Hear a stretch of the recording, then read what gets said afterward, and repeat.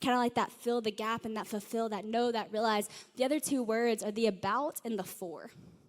And I think sometimes we don't let ourselves get past what we believe about ourselves to believe anything for ourselves. And I realized that recently. I was at a juvie center in Nashville. And I live in Nashville, and I go to the juvie center a few times at this one time of my life. It was last fall, actually, and I started going once a week, and we were doing this 7-week freedom series. It was about week 5, and the girls and I became great friends, but, I wasn't really seeing change happen in their life. It was kind of, crazy to me, because I was like, how? Is, is nothing touching you? Jesus hasn't, done, how is that not changing you, you know? It was just, we were just having fun, but, nothing was happening.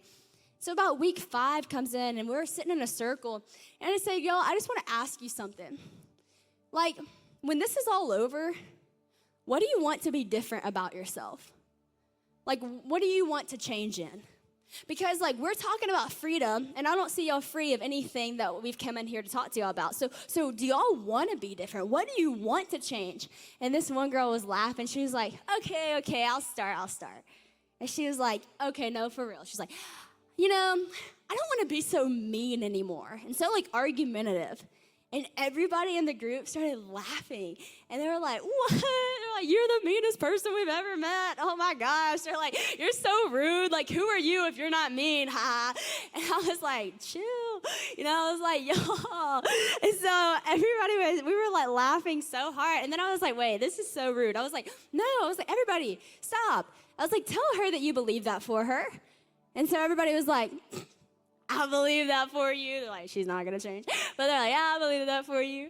So we're kind of laughing. Then the next girl, she goes, and this was the toughest girl probably in the place. We'd never seen her cry. We'd never seen her crack. She was just very straight-faced. And it gets to her, and she just goes, this deep breath. And she starts weeping.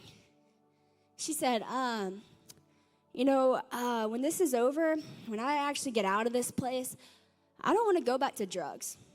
I don't want to do that anymore. And everybody in the room said, I believe that for you.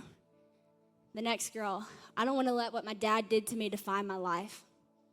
Everybody, I believe that for you. And they let themselves get past what they believed about each other and what they believed about themselves to start believing something for them.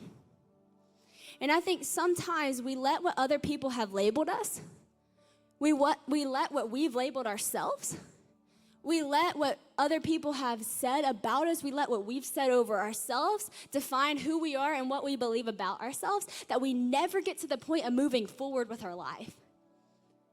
We all have some label. And honestly, I've spent the whole day here and I've learned some of y'all's labels. I've heard them. We've been labeled. People believe whatever they want to believe about us. But you got to break through that. What do you think the son believed about himself when he was with the pigs? I bet he believed his worth was with the pigs. Oh, this is all I'm worth. Just sitting here eating the pigs' food. I'm just going to eat the pigs' food because that's all I have. Think about what he believed about himself. And then he probably created his mind, and I could never go home because what's my brother going to think? That I'm sitting here eating with the pigs in this pit? What's my father going to think? That I threw it all away, everything he gave me, this gift?